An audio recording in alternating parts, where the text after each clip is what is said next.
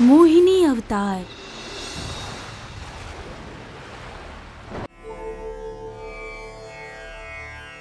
विष्णु जी के मोहिनी अवतार के आज भी उतना ही महत्व दिहल जाला जितना पहले दिहल जात रहे। विष्णु पुराण, भागवत पुराण और महाभारत में विवरण कइल गई मोहिनी रूप के प्रोत्साहन जितना भी कइल जाए उतना कम बा।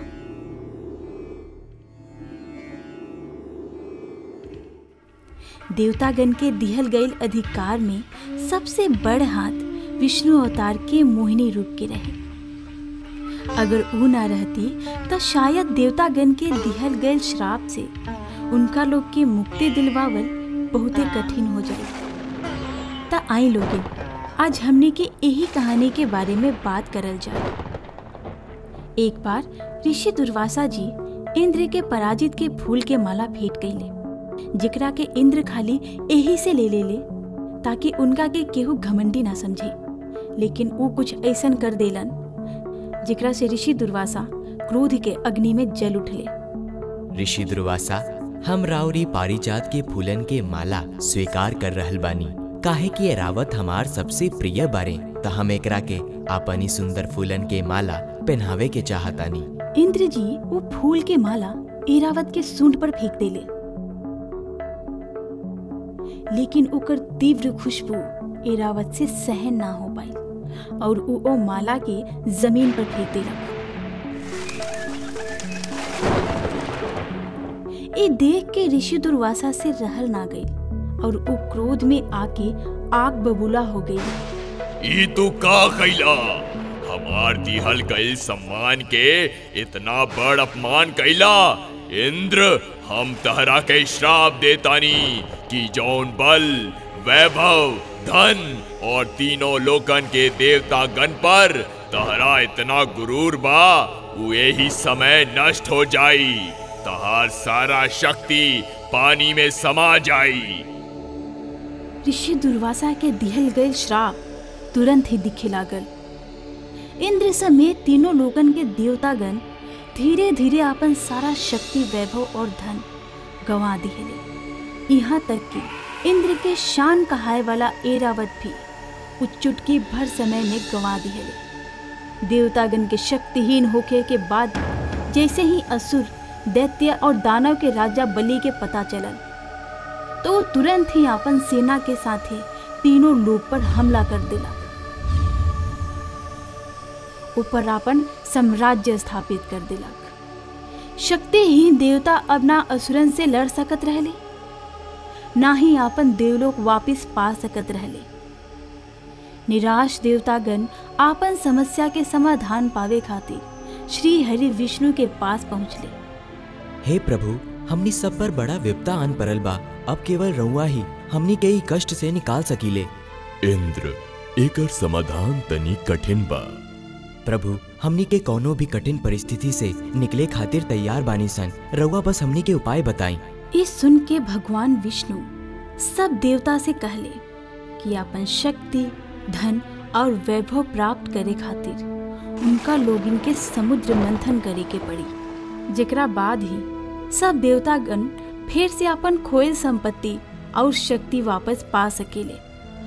लेकिन समुद्र मंथन कैल अकेले देवतागण के बस के बात ना रहे।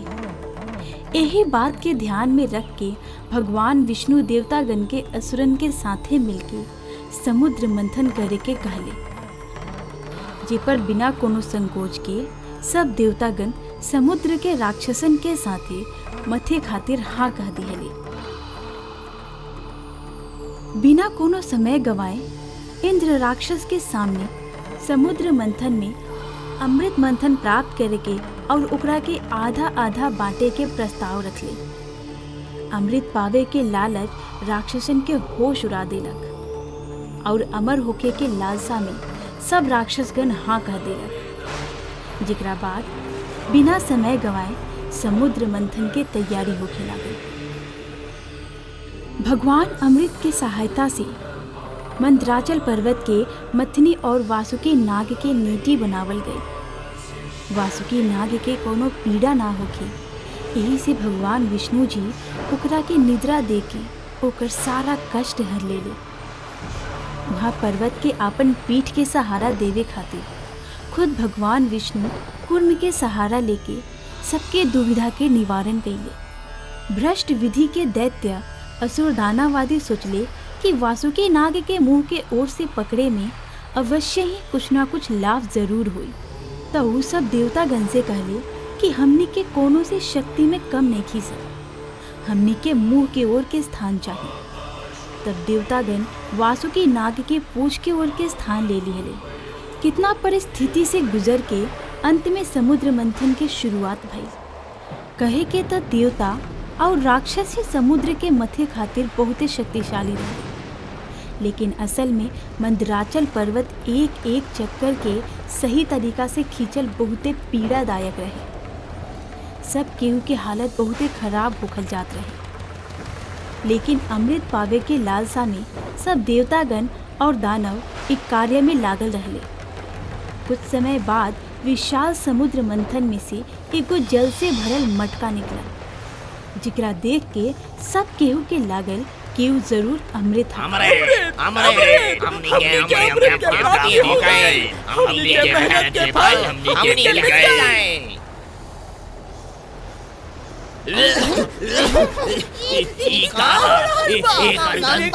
कितना तीव्र बा, ई का हो रहल बा?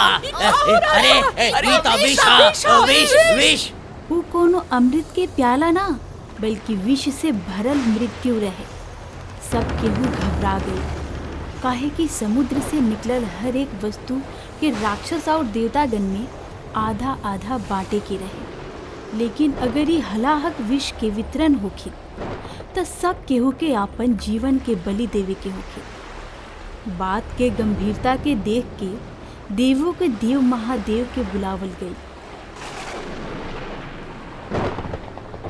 वो विष ग्रहण करे खातिर बिना सोच विचार कैले ही हाँ कह दिले, काहे कि विष के ताप के केवल भोलेनाथ ही सह सकत रहे। यही से उस सब जीव जंतु और मानव प्राण के रक्षा करे खातिर खुद के आहट पहुँचावल ही ठीक समझ ले। ऐसन भी कहल जाला कि विष के कुछ बूंद धरती पर गिर गई रहे, जेकरा के सांप बिच्छू ग्रहण कर ले, जेकरा से वो विषैला जंतु में परिवर्तित हो गई। भगवान शंकर विष के आपन कंठ से नीचे ना उतरे देलन।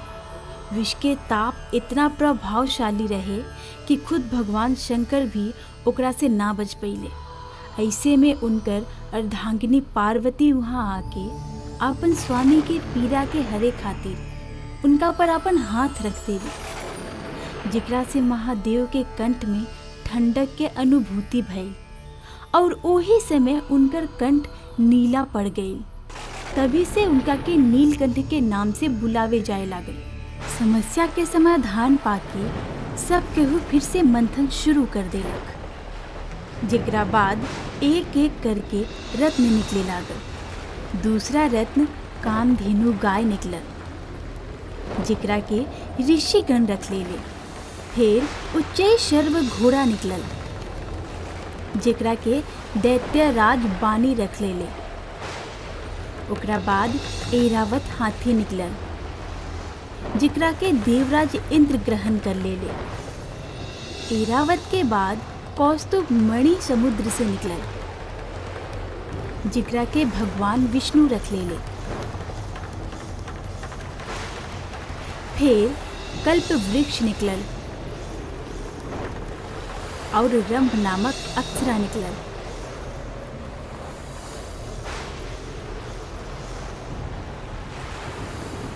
ये दोनों के देवलोक में रख लिहल गई। आगे फिर समुद्र मंथन से लक्ष्मी जी निकलेली।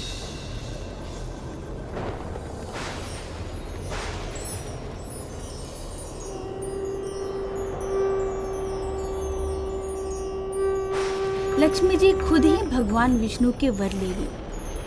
ओकरा बाद कन्या रूप में वरुणी प्रकट भइली, जेकरा के दैत्यगण ग्रहण कइले। फिर एक के पश्चात एक चंद्रमा, परिजात वृक्ष तथा शंख निकले और अंत में धनवंतरी वैद्य अमृत के घट लेके प्रकट भइले। अमृत के अपना सामने देख के सब केहू के खुशी के ठिकाना ना रहे। अमर होके के लालसा सब केहू में तीव्र होके लागल। हमनी के अमृत के प्राप्ति हो गई। अरे वाह, अब हमनी के अमृत के प्राप्ति हो गई। लेकिन सबके खुशी पर ग्रहण तब लागल जब अचानक धन्वंतरी के हाथ से अमृत के दैत्य सब छीन ले। शक्तिहीन देवता अब का करी है? काऊ अमृत पान करी है? काऊ दुष्ट असुरन से लड़के अपन अमृत के भरल पात्र ले पई है? का मोहिनी असुरन से लड़के देवतागण के खोयल अधिकार वापस दिला पई है? देखी एकर अगला भाग, एकर अगला कड़ी में। अगर रउरा लोग इनके हमनी के कार्टून पसंद आवता तो एकरा के लाइक करी, शेयर करी और सब्सक्राइब भी करी। और हाँ, बेल आइकन दबावल मत भूलें।